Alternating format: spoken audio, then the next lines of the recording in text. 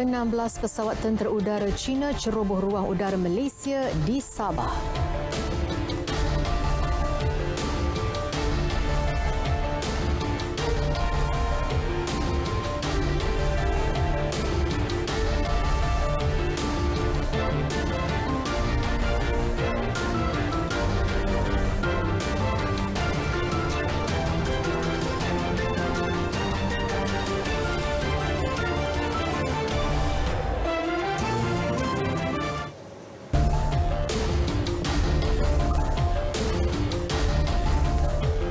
Assalamualaikum dan salam sejahtera saudara. Anda bersama saya Nurul Alis Adil Akhbar untuk laporan berita tengah malam. Saudara, 16 pesawat tentera udara China dikesan melakukan penerbangan mencurigakan di ruang udara Zon Maritim Malaysia di Kota Kinabalu, Sabah. Menurut Panglima Tentera Udara Tan Sri Akbar Abdul Samad, insiden merupakan cubaan mengancam kedaulatan negara. Simak mendapati pesawat tentera China itu merupakan pengangkut strategik yang berupaya melaksanakan pelbagai misi. Insiden tersebut dikesan radar Pusat Pertahanan Udara Sarawak pada 11.53 pagi semalam. Kurang itu, pesawat Hawk 208 dari Pangkalan Udara Labuan diletak dalam keadaan siap siaga. Beberapa percubaan untuk mengarahkan pesawat berpatah balik dilakukan. Keengganan mereka memaksa pesawat pemintas digerakkan. Susulan insiden serius ini, Kementerian Luar akan mengeluarkan nota bantahan diplomatik dan memanggil Duta Besar Republik Rakyat China. Menteri Luar Datuk Seri Hishamuddin Tun Hussein melalui satu hantaran di laman sosialnya menyatakan beliau akan menyampaikan kegusaran serius Malaysia mengenai perkara ini kepada rakan sejawatnya di China. Pendirian Malaysia amat jelas walaupun mempunyai hubungan diplomatik yang baik dengan negara luar, namun tidak sesekali akan berkompromi jika membabitkan isu keselamatan negara. Malaysia akan tetap teguh dalam mempertahankan maruah dan kedaulatannya.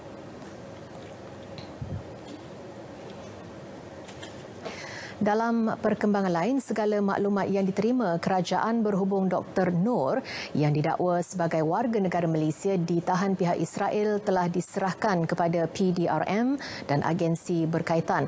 Datuk Seri Hishamuddin berkata masih terdapat keraguan dalam laporan awal berhubung siasatan mengenainya. Bagaimanapun, katanya perkara itu masih dalam siasatan lanjut. Semua sedia maklum, isu berkaitan dengan rakyat kita yang berada di sana, isu yang berhubung kait dengan Israel bercampur baur dengan emosi. Dan kita sebagai satu kerajaan yang bertanggungjawab, kita hanya boleh membuat pendirian bersandarkan kepada fakta. Dan fakta itu hanya dapat kita rumuskan selepas siasatan yang dibuat oleh agensi-agensi yang berkenaan.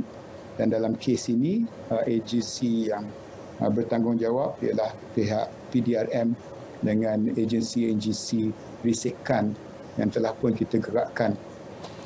Beliau menyatakannya selepas melancarkan kempen pengumpulan dana bantuan kemanusiaan dari Malaysia untuk Palestin yang diadakan secara maya. Wisma Putra sebelum ini menggesa dua pemilik akaun Instagram tampil dan mengemukakan maklumat berkenaan Dr. Noor selepas perkongsian mengenai penahanannya oleh pihak Israel tular di media sosial.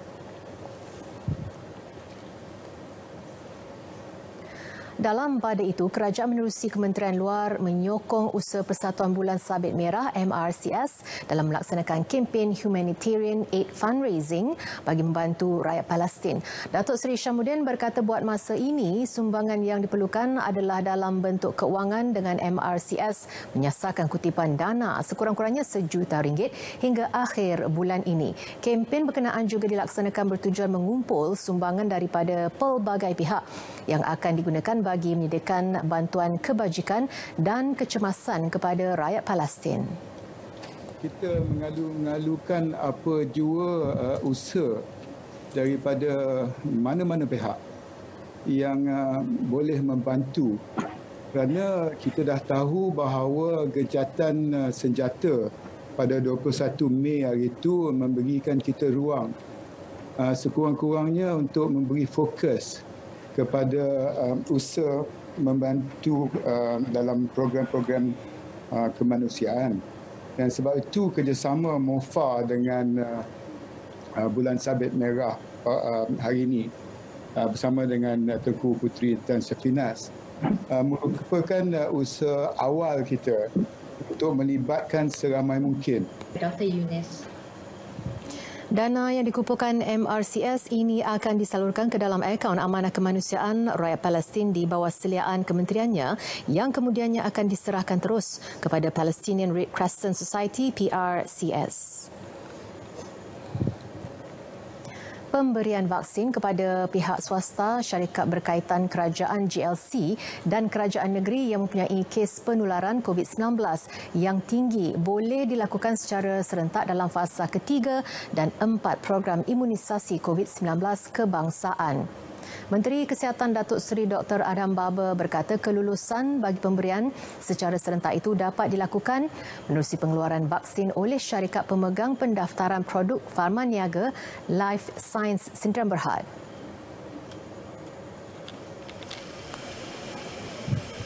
Kita allow ataupun benarkan kawasan-kawasan wabak yang insiden rate tinggi untuk diberikan vaksin melalui kaedah kerajaan negeri, JLC ataupun swasta untuk memberikan vaksin concurrent iaitu serentak dalam fasa-fasa 2 atau 3. Fasa 1 dah selesai iaitu all frontliners yang 500,000 tu. Sekarang fasa kedua. Beliau menyatakannya selepas melawat kilang berteknologi tinggi farma niaga di Taman Perindustrian Puchong Utama. Dalam lawatan itu, Dr. Adham menzahirkan keyakinannya terhadap keupayaan syarikat tersebut dalam membekalkan vaksin COVID-19 Sinovac kepada kerajaan negeri dan pihak swasta pada Jun dan Julai ini.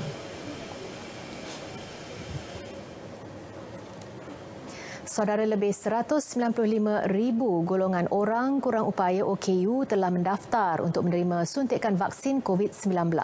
Menteri Pembangunan Wanita, Keluarga dan Masyarakat, Datuk Seri Rina Muhammad Harun berkata kerjasama dijalankan dengan semua pihak termasuk pertubuhan bukan kerajaan bagi memastikan sasaran imuniti kelompok dengan 80% rakyat menerima vaksin COVID-19 dicapai.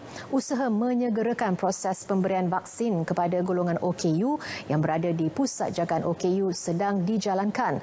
Menyedari kesukaran keluarga membawa OKU ke pusat pemberian vaksin secara pandu lalu khas juga sedang diusahakan.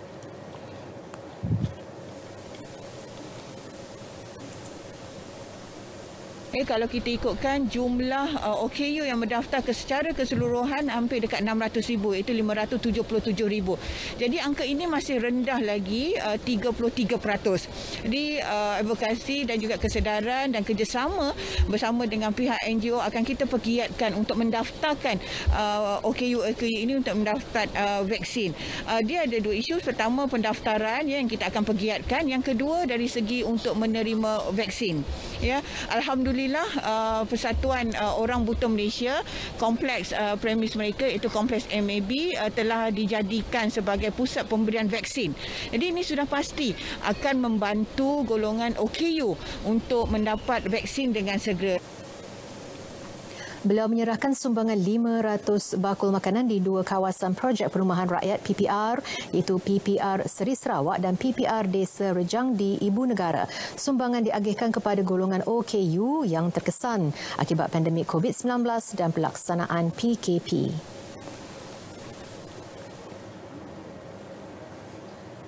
19 institusi pengajian tinggi awam IPTA di seluruh negara dirancang dijadikan pusat pemberian vaksin PPV. Cadangan itu telah dibentangkan kepada Sidang Khas Jawatankuasa Petugas Khas Imunisasi COVID-19 CITF. Menteri Pengajian Tinggi Datuk Seri Dr. Noraini Ahmad dalam kenyataannya memaklumkan pemilihan IPT itu dibuat pasukan khas di tubuh kementerian. Sekiranya cadangan itu diterima, 19 PPV berkenaan dijangka mampu memberi 432,000 dos vaksin sebulan. Peranannya akan diperluas secara berperingkat bagi membolehkannya memberi 150,000 dos vaksin sehari menjelang akhir bulan ini. PPV berkenaan akan turut melibatkan tenaga kerja kesihatan universiti awam, antaranya pegawai perubatan, pegawai pergigian, pegawai farmasi, pensyarah dan jururawat. COVID itu benar.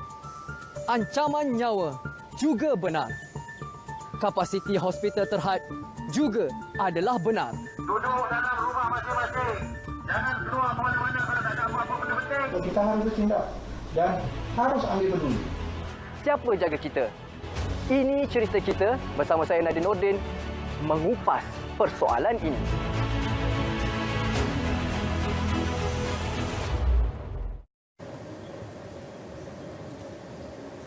Bersua kembali.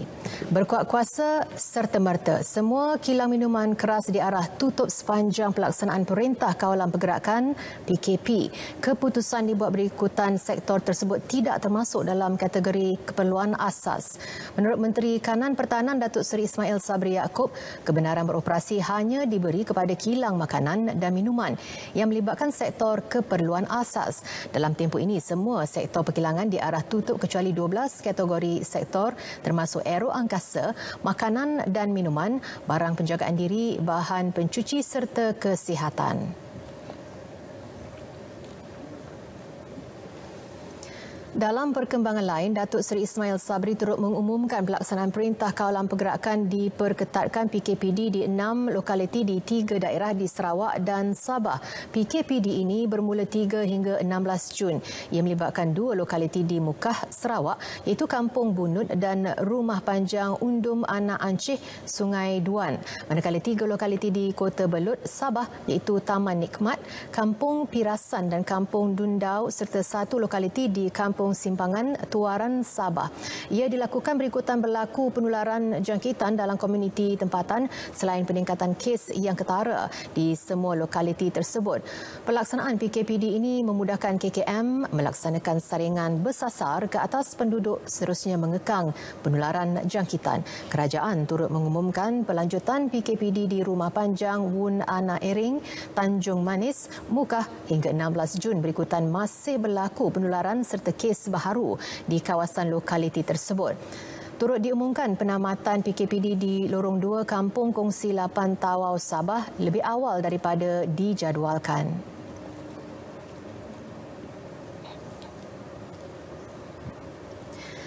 Seramai 960 penggiat muzik tanah air menerima manfaat dana kandungan digital muzik DKD Music bagi program hiburan dari rumah melibatkan peruntukan RM6 juta.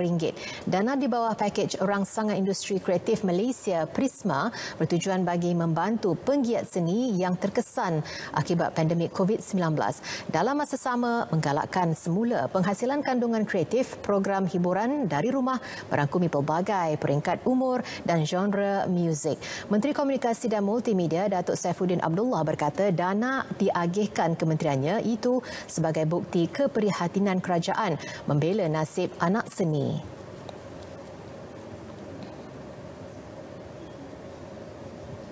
Prisma dia meliputi pelbagai bidang. Selain daripada muzik, bidang-bidang yang diliputi oleh Prisma ialah filem, animasi, permainan digital, seni persembahan dan seni visual. Itu bidang yang utama. Kita mungkin tak dapat memenuhi semua, tapi ini adalah proses. Sekurang-kurangnya kita mulakan dan memang saya telah pun nyatakan dari awal-awal Prisma dulu, kita nak habiskan duit tu secepat mungkin. Walaupun kita target ialah untuk sehingga 31 Disember, tapi kita jangan tunggu 31. Jadi proses-proses permohonan yang berikutnya itu boleh diteruskan. Pakej Prisma melibatkan peruntukan keseluruhan RM89.2 juta yang akan memanfaatkan 9,000 orang golongan kreatif seluruh negara. Sebagai manifestasi solidariti dan sokongan usaha kerajaan, penjawat awam bakal menyumbang sebahagian daripada imbuhan tetap kerakyatan ITK dan imbuhan tetap khidmat awam ITKA kepada akaun amanah bencana.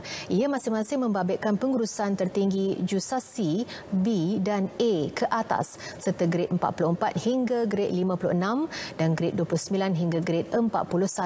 Inisiatif tersebut disambut baik kaki tangan awam dalam membantu memerangi dan melandaikan keluk jangkitan COVID-19.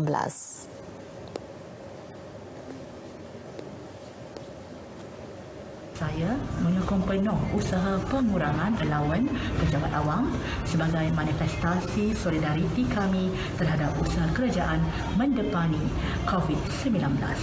Sebagai salah seorang pejabat awam, semangat kecil ini saya berharap dapat membantu kerajaan dalam usaha untuk mengurangi COVID-19 pada ketika ini.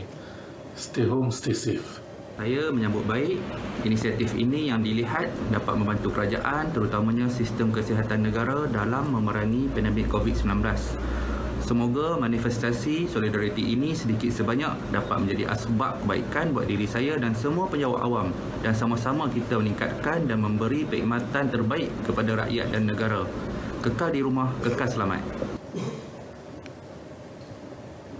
Individu yang belum memiliki surat kebenaran pergerakan diberi kelonggaran untuk memperolehnya hingga Jumaat ini.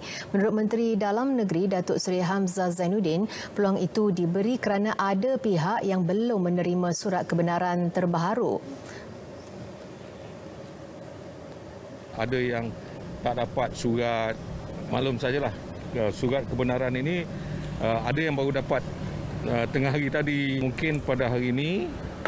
Besok kita agak longgar sikit daripada surat, dia boleh guna surat yang sebelum itu, tapi pada hari yang keempat nanti kita nak surat barulah, tidak boleh guna surat yang lama lagi.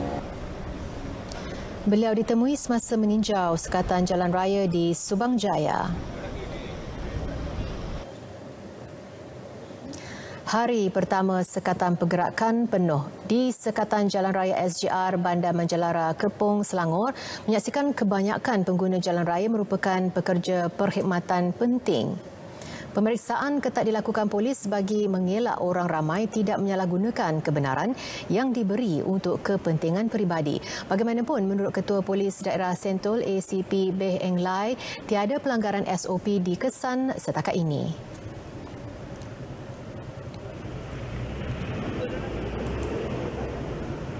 Kebanyakan mereka yang bergerak di atas jalan raya ini atau melalui sekatan jalan raya ini adalah berurusan dengan perkhidmatan perlu yang dibenarkan oleh kerajaan. Dan kita pun di sini untuk memeriksa mana-mana orang yang bergerak keluar daripada radius 10 kilometer yang dibenarkan untuk memberi makanan, minuman, perubatan ataupun keperluan asas. Begitu juga kalau mereka ada kecemasan, ada kematian, untuk rawatan. Satu lagi untuk ujian saringan COVID ataupun untuk suntikan vaksin. Semua dibenarkan. Jadi sampai setakat ni belum lagi ditemui sebarang pelanggaran SOP. Pihaknya menasihatkan orang ramai tidak menggunakan alasan pelik termasuk cubaan merentas daerah untuk membeli makanan.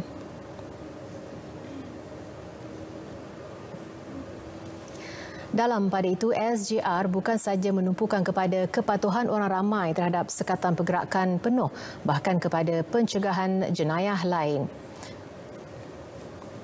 Perintah kawalan pergerakan penuh ini akan berjaya di mana hanya orang yang perlu sahaja akan berada di luar daripada rumah. Tadi kita juga telah membuat tinjauan dan pemeriksaan di pejabat-pejabat swasta dan pejabat kerajaan dan kita dapati hasil tinjauan kita kebanyakan majikan ini mereka memenuhi keperluan.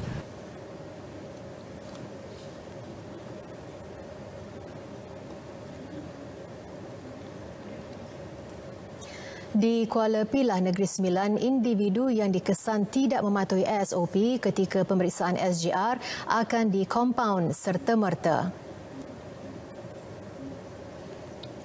Dalam masa sehari dua ini kita faham syarikat sukar untuk dapat dan kita ada beri kelonggaran untuk hari ini untuk mereka dapatkan. Dan jika tidak, itu tindakan mereka kena terima tindakan kompaun yang akan keluarkan. 3 lokaliti SGR dibuka di daerah itu bagi menghalang aktiviti pergerakan merentas daerah tanpa kebenaran. Lorong tikus juga tidak terlepas dari pemerhatian polis. Pasar Harian Selayang mula beroperasi di bangunan baharu hari ini. Pematuhan prosedur operasi standard SOP terkawal di kalangan peniaga dan pengunjung. Pemeriksaan suhu dilakukan dengan pelekat dilekat kepada pengunjung bagi memastikan hanya mereka yang telah disaring dibenarkan berada dalam kawasan pasar.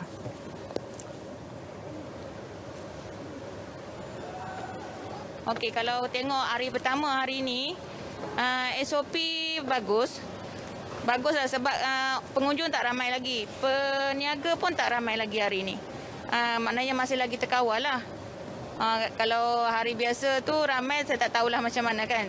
Tapi SOP kalau kat Pasar Harian Selayang ni, diorang dah buat dekat depan tu lah.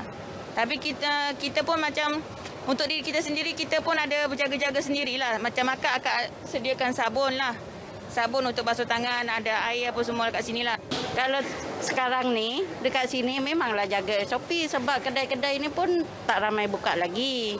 Tapi hari ni kakak first time datang sini kan sebab selalu kat atas sana.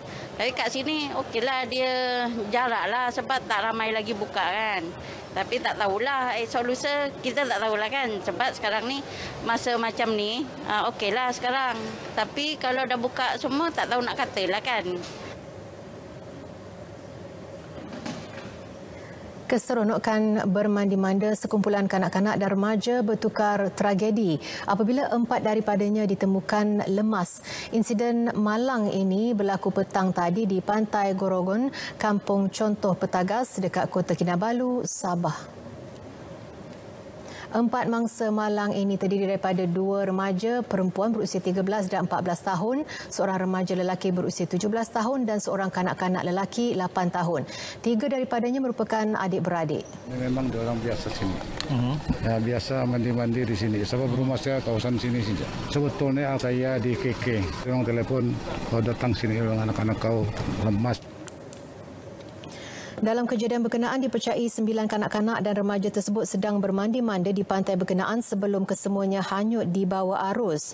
Bagaimanapun yang lain berjaya menyelamatkan diri dibantu orang awam. Ketua Polis Daerah Penampang DSP Muhammad Haris Ibrahim yang ditemui media memberitahu operasi cari lamat segera dijalankan selepas pihaknya menerima laporan kejadian. Untuk membantu pihak bomba dan dalam masa yang sama PDRM juga berfungsi untuk menjalankan pemantauan pematuhan SOP.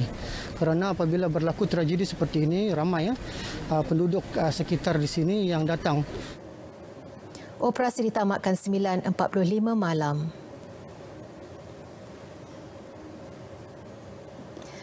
Sebuah beret pasukan gerakan AM PGA 8 Pintu musnah dalam kebakaran di Limbang. Kenyataan Pesuruhjaya Polis Sarawak Dato' Aidi Ismail memaklumkan kebakaran melibatkan beret Blok S Company C Batalion 12 PGA Limbang yang menempatkan 16 anggota PGA berstatus bujang. Semasa kebakaran, 9 anggota berada di beret terbabit manakala 7 lagi anggota bertugas di kawasan operasi. Kebakaran tersebut telah memusnahkan hampir keseluruhan beret Blok S termasuk 4 kenderaan. Bagaimanapun tiada kemalangan jiwa dilaporkan. Punca kebakaran dan anggaran kerugian masih dalam siasatan.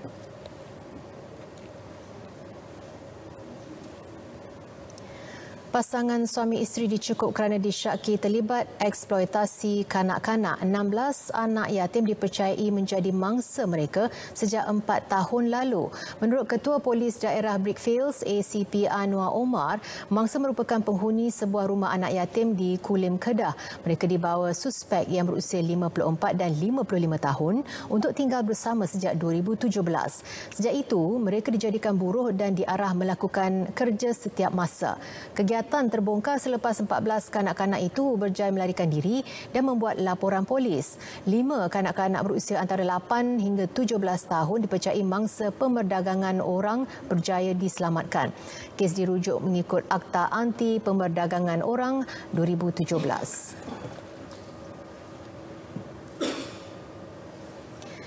Operasi pengeluaran lembu di sebuah ladang di Simpang Pulai Ipoh yang dikesan dijangkiti penyakit kulit berbonjol dihentikan sementara.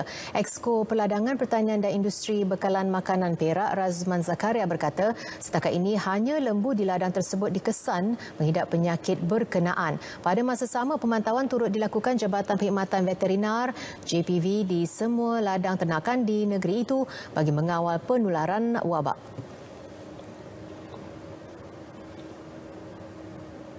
Tak keluarkanlah, tak mengeluarkan, tidak mengeluarkan daripada situ.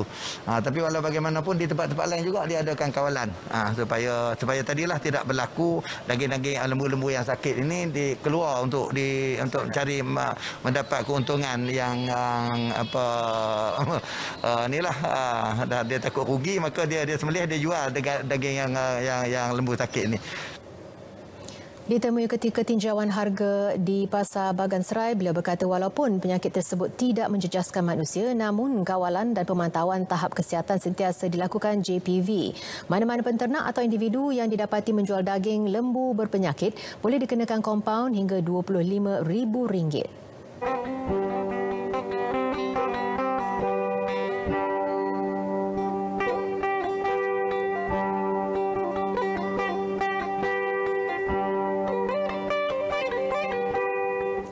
Kitai datai baru.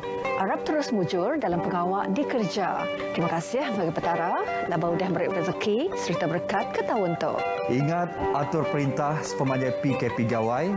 Anang bergelumuk berbalamayu. Anda tahu ngabang ngagai pangan diri. Nyaga diri, nyaga semua orang.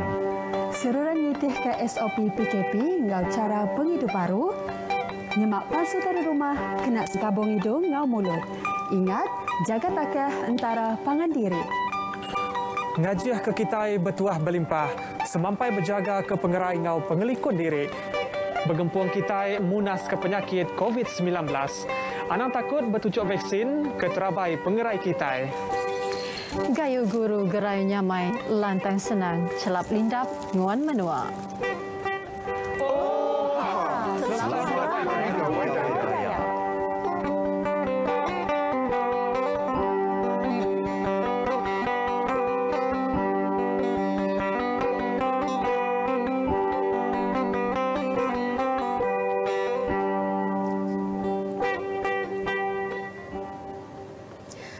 Sedikit sukan. Susulan penyertaan pemain berdarah campuran Malaysia-Belgium Dion Coles bersama Harimau Malaya. Pengendali skuad kebangsaan Tan Cheng Ho ternyata gembira dengan kehadiran pemain itu selain berharap Dion Coles segera menyesuaikan diri bersama pasukan sebelum kempen kelayakan Piala Dunia 2022, Piala Asia 2023 bermula. Kita harap dengan kemasukan Dion Coles ni dapat sedikit kestabilan dalam pasukan kita lah. Of course kita masih perlukan dia bermain sebagai satu pasukan dan bekerjasama sebagai satu pasukan. Yang penting dia boleh ikut segala taktikal atau disiplin dan pasukan lah. Ya.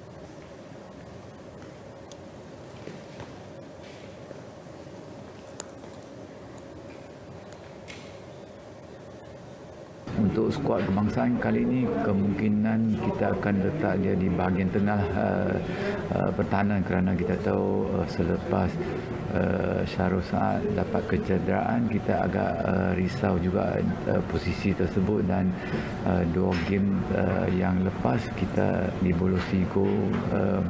Bukan 100% di pasal pertahanan, kita perlukan kestabilan atau sesiapa yang boleh isi kekosongan tersebutlah.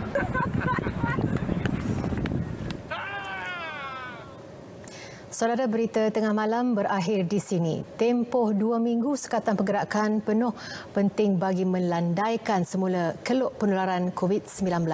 Jalankan tanggungjawab kita, duduklah di rumah serta patuhi segala SOP yang ditetapkan. Saya Nurul Alis mengucapkan Assalamualaikum dan selamat malam.